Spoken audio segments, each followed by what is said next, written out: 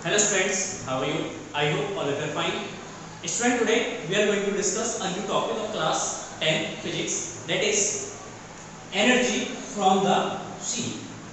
मतलब जो हमारे ओशन से भी हमें बहुत टाइप की एनर्जीज मिलती हैं जिसको हम डायरेक्टली या इनडायरेक्टली फॉर्म में कन्वर्ट कर सकते हैं इलेक्ट्रिसिटी में। ठीक है, तो इससे पहले प्रीवियस लेक्चर्स में बहुत टाइप के फॉर्म ऑफ एनर्जीज हमने डिस्कस कर चुके हैं। लास्ट आपके दो टाइप्स के एनर्जीज बचे, एक energies from the seas and after that we will discuss about the nuclear energy. ठीक है, उसके बाद जो आपका चैप्टर जो है ये फिनिश हो जाएगा। ठीक है, तो let's see energies from the sea. देखिए सी जो है वाटर का बहुत मेन बड़ा सोर्स है। ठीक है, और सीज में बहुत तरीके के फिनोमेनास होते हैं, फिजिकल फिनोमेनास होते हैं, और उस फिजिकल फिनोमेना के कारण सीज के पास भी बहुत ज़्यादा अमाउंट में एनर्जीज होते हैं। जैसे किस तरीके के एनर्जीज होते हैं सीज के पास? लेट्स सपोज फर्स्ट है tidal energy. Tidal energy first. Second type की जो फॉर्म ऑफ एनर्जी है वो हमारा है wave energy, and third type of energy is thermal energy, ocean thermal energy. Ocean thermal energy. ठीक है, तो यहाँ पे ओशन से जो हमें एनर्जीज मिलती है, सी से जो एनर्जी मिलती है, थ्री टाइप की एनर्जीज हमें मिलती हैं। एक tidal energy, second wave energy, and third is ocean thermal energy. देखिए टाइडल एनर्जी, टाइड्स क्या होते हैं? टाइड का मीन्स है वाटर का जो सीज वाटर है, सीज वाटर का राइज होना, ऊपर चढ़ना, एंड फॉल डाउन होना। जब वाटर सीज का जो वाटर है जब वो राइज होता है, ऊपर जाता है, फिर नीचे आता है, तो उस टाइम में जो क्रिएट होता है सिचुएशन उसको हम टाइड कहते हैं। तो टाइड के कारण भी उसके पास क्या होता है? कुछ एनर्जी होती है। टाइड क्यों होता है? क्योंकि जब अर्थ एंड मून के बीच में जब ग्रेविटेशनल फोर्स एक्ट करता है, जब जैसे ये मून है, यहाँ पे नीचे अर्थ है, जब मून क्या करता है? अर्थ पे ग्रेविटेशनल फोर्स अप्लाई करता है, तो इसके कारण जो ओशन की जो वाटर से ये थोड़ा सा क्या राइज अप होता है, अपने लेवल से थोड़ा सा ऊपर राइज कर जाता है। जैसे मून अपने पोजीशन से हटता है, जैसे ही ग्रेविटेशनल फोर्स खत्म हो जाता है, तो क्या कहता है? वाटर अगेन यहाँ पे फिर नीचे फॉल डाउन होता है। तो इसी प्रोसेस को हम क्या कहते हैं? टाइड कहते हैं। तो इसे टाइड के कारण उस वाटर के पास एक एनर्जी होती है जिसको हम कहते हैं टाइडल एनर्जी। इसी टाइडल एनर्जी को हम क्या करते हैं? जब इसके जो हमारे ओशन बैंक्स होते हैं, ओशन बैंक के पास में अगर नैरो स्लिट बना के जब उस नैरो स्लिट से जो वाटर फ्लो करा जाता है, टाइड की वाटर से जब फ्लो किया जाता है, वो वाटर जो है फ्लो ऑफ वाटर जो है वो हमारे टरबाइन को रोटेट कर सकता है, और उसी प्रोसेस से उसी टरबाइन से जब टरबाइन रोटेट करेगा तो उससे हम इलेक्ट्रिसिटी जनरेट कर सकते हैं। ठीक है, तो जो हमारे कोस्टल एरियाज होते हैं, हमारे जितने भी कोस्टल एरियाज होते हैं, कोस्टल एरिया में ज्यादातर इलेक्ट्रिसिटी जो प्रोड्यूस किया जाता है वो टाइडल एनर्जी को कन्वर्ट किया जाता है electricity. Is it clear? Now next आते हैं wave energy. Wave energy means, देखिए वेव एनर्जी का मींस है कि जो सीज जो लेवल होता है, सी लेवल होता है, इस सी लेवल के ऊपर से जो विंड होता है वो हाई स्पीड से फ्लो होता है। विंड की जो स्पीड होती है वो हाई स्पीड से ये फ्लो होता है। जो सी लेवल होता है, समुद्र के ऊपर से जो हवाएं होती हैं, विंड्स होता है, वो बहुत तेजी से फ्लो होता है, बहुत हाई स्पीड से विंड्स फ्लो होता है। और इस विंड्स के पास, हाई स्पीड विंड्स के पास क्या होता है? काइनेटिक एनर्जी होती है, काइनेटिक एनर्जी। और ये से काइनेटिक एनर्जी को हम क्या कहते हैं?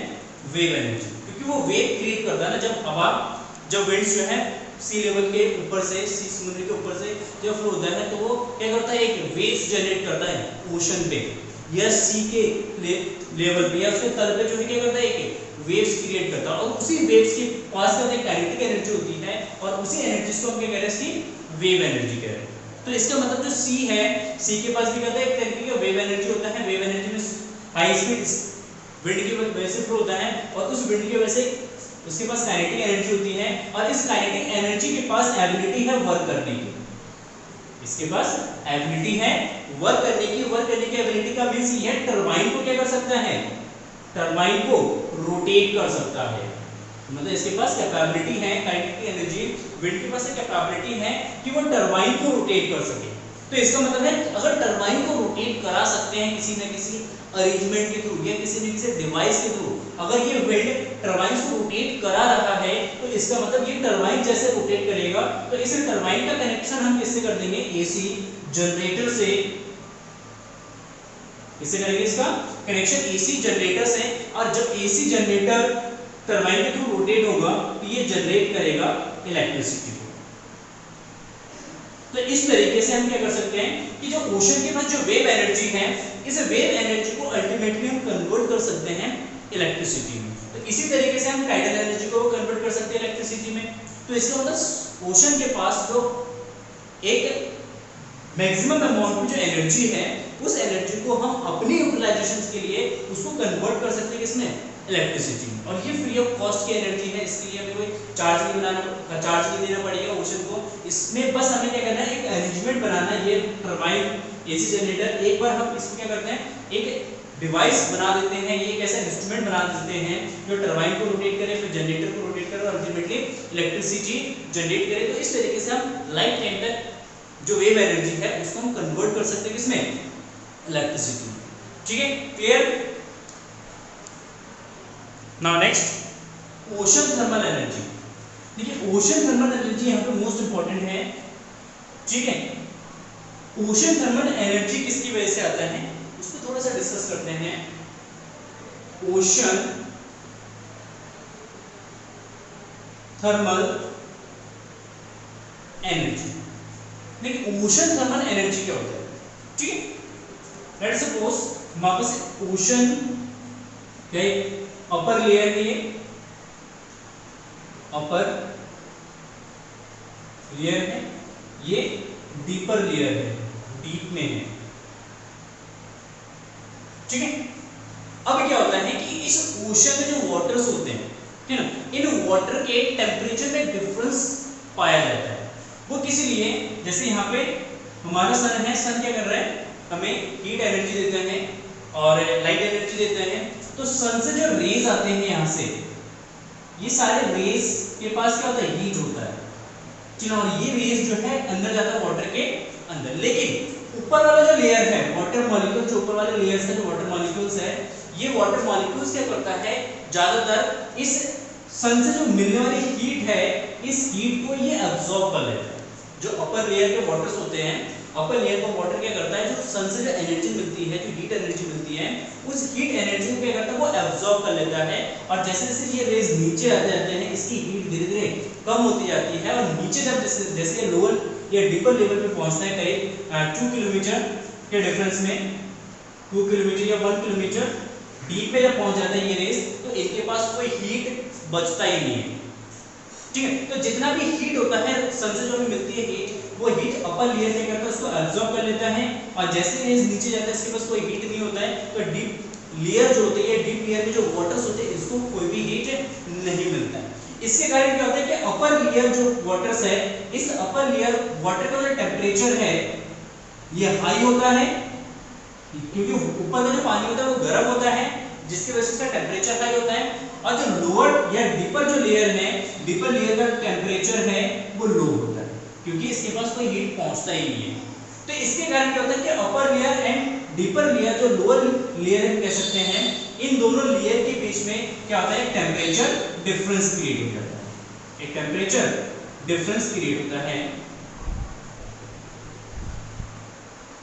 ठीक है, इसी टेम्परेचर डिफरेंस के कारण इन ओशन के पास एक एनर्जी होती है, जिस एनर्जी को हम कहते हैं ओशन थर्मल एनर्जी।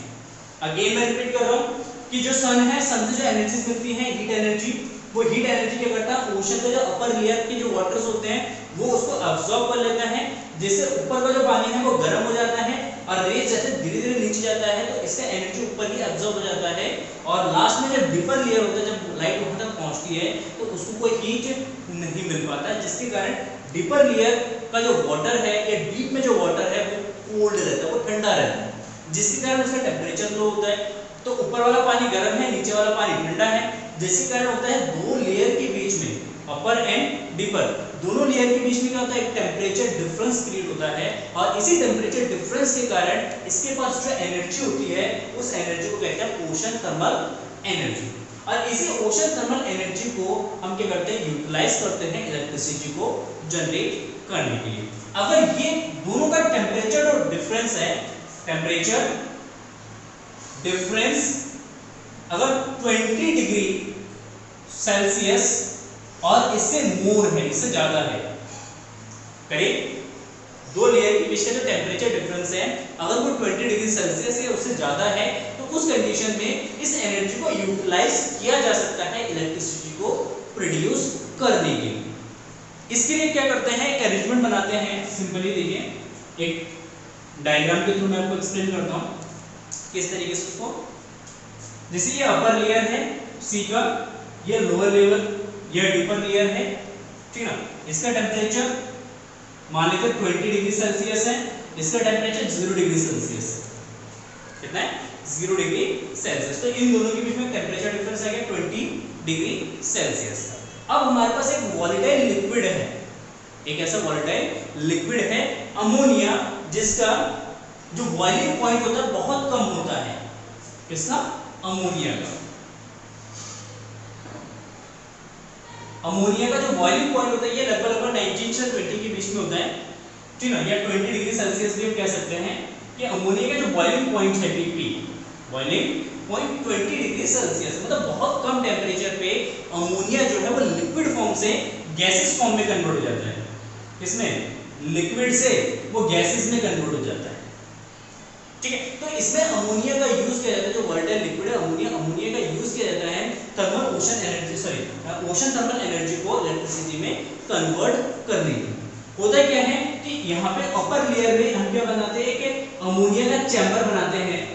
एक अमोनिया का यहाँ पे NH3 इसको फिल किया जाता है इसके अंदर, इस चैम्बर के अंदर लिक्विड फॉर्म में अमोनिया को इसके अंदर फिल किया जाता है। क्योंकि अपर लेयर का जो टेम्परेचर है वो 20 डिग्री सेल्सियस है, तो 20 डिग्री सेल्सियस पे अमोनिया जो है NH3 जो है वो किस में कन्वर्ट हो जाता है, गैसेस पे कन्वर्ट हो जाता है, ठीक है। तो जब ये गैसेस में कन्वर्ट हो जाता है तो इसको एक नैरो पाइप के थ्रू इसको पास किया जाता है एक टरबाइन से। यहाँ पे एक टरबाइन होता है, इस टरबाइन से इसको पास किया जाता है। तो जब अमोनिया यहाँ से इस नैरो पाइप के थ्रू जब ये टरबाइन से जाके टकराता है, जब उसको स्ट्राइक करता है, यहाँ पे टरबाइन क्या होता है, रोटेट होता है। यहाँ पे टरबाइन जो है वो रोटेट होता है। अगेन मैं एक्सप्लेन कर रहा हूँ, टेम्परेचर डिफरेंस कितना होना चाहिए, 20 डिग्री सेल्सियस का होना चाहिए। यहाँ पे एक वोलेटाइल लिक्विड यूज किया जाता है जो अमोनिया है, अमोनिया का बॉइलिंग पॉइंट जो है 20 डिग्री सेल्सियस होता है, ठीक ना। और 20 डिग्री सेल्सियस पे अमोनिया जो है लिक्विड टू गैसेस में कन्वर्ट हो जाता है। तो इसी का यूज किया जाता है यहाँ पे ओशन थर्मल एनर्जी को इलेक्ट्रिसिटी में कन्वर्ट करने के लिए। उसका प्रोसेस ये होता है कि जो ओशन होता है, ओशन के ऊपर वाले लेयर पे एक अमोनिया का चैम्बर बनाया जाता है, जिसमें इस टेम्परेचर, इस लेयर का टेम्परेचर हाई होने की वजह से अमोनिया क्या करता है, उस एनर्जी को एब्जॉर्ब करता है और एब्जॉर्ब करके अमोनिया जो है लिक्विड फॉर्म से किस में कन्वर्ट हो जाता है, गैसेस फॉर्म। जैसे लिक्विड से गैसेस फॉर्म में कन्वर्ट हो जाता है तो इसको एक नैरो पाइप के थ्रू एक टरबाइन में ले जाया जाता है। जब ये टरबाइन के साथ जाके स्ट्राइक करता है, टरबाइन को क्या करते हैं, यहाँ पे रोटेट करता है और फिर टरबाइन का कनेक्शन यहाँ पे एक जनरेटर के साथ करा जाता है, एसी जनरेटर के साथ। और एसी जनरेटर क्या करता है, फिर उसको रोटेट करता है। जैसे यहाँ पे टरबाइन रोटेट करेगा तो टरबाइन को रोटेट कराने से क्या होगा, जनरेटर भी रोटेट करेगा और जनरेटर जैसे ही रोटेट होगा तो यहाँ से हमें क्या मिलेगा, इलेक्ट्रिसिटी। इसको यहाँ पे क्या मिलेगा, इलेक्ट्रिसिटी मिलती है, ठीक है। इसके बाद इस टरबाइन में जो गैसेस होगा, अमोनिया जो गैसेस फॉर्म में होते हैं, इस अमोनिया को यहाँ पे इस टरबाइन के थ्रू डीप लेयर में ले जाया जाता है। यहाँ पे इसमें जो गैसेस हैं, ये गैस है अमोनिया का, NH3 का गैस है। जब इस गैस को डीप लेयर में ले जाया जाता है, डीप लेयर का टेम्परेचर कितना है, 0 डिग्री सेल्सियस या थोड़ा सा ज्यादा होता है, 4 डिग्री सेल्सियस भी ले सकते हैं, ठीक है ना, 4 डिग्री सेल्सियस भी कह सकते हैं। जब डीप लेयर में जाता है तो ये गैसेस अमोनिया फिर से यहाँ पे एक चैम्बर बनाया जाता है, अमोनिया चैम्बर, ठीक है। इस चैम्बर का टेम्परेचर 0 डिग्री सेल्सियस होने के कारण ये अमोनिया जो गैसेस फॉर्म में है, इस चैम्बर में आके ये फिर से लिक्विड फॉर्म में हो जाता है, इसमें लिक्विड मतलब कंडेंस्ड हो जाता है। जो गैसेस है अमोनिया गैसेस है, अमोनिया गैस यहाँ पे क्या होगा कंडेंस्ड होगा, और जैसे ये कंडेंस्ड हो जाता है तो लिक्विड फॉर्म में आ जाता है, उसको यहाँ पे चैम्बर के अंदर उसको स्टोर किया जाता है। फिर यहाँ से एक पंप लगाया जाता है नीचे, एक यहाँ पे पंप लगाया जाता है इस चैम्बर के साथ, और ये पंप क्या करता है फिर से इसके अंदर जो लिक्विड अमोनिया है NH3 जो लिक्विड फॉर्म में है, ये पंप क्या करता है इसको फिर से इस चैम्बर में भेज देता है।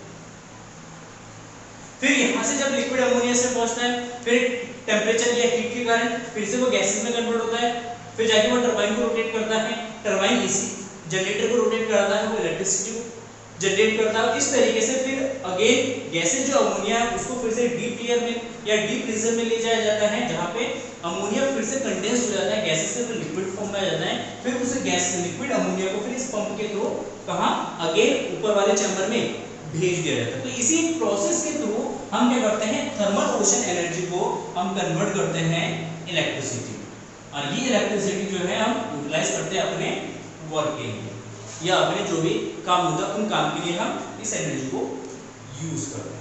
ठीक है, इस तरीके से हम एक जो ओशन थर्मल एनर्जी है उस ओशन थर्मल एनर्जी को हम कन्वर्ट कर सकते हैं इलेक्ट्रिसिटी में। So there are 3 types of energy which is obtained from the seas. First is tidal energy जो टाइड के कारण होता है, सेकंड इज वेव एनर्जी जो वेव्स के कारण जनरेट होता है। ठीक है, जब हवा या विंड्स फ्लो होता है तो ओशन के अंदर एक वेव जनरेट होता है, और उसी वेव्स की जो एनर्जी होती है उसको हम कहते हैं वेव एनर्जी।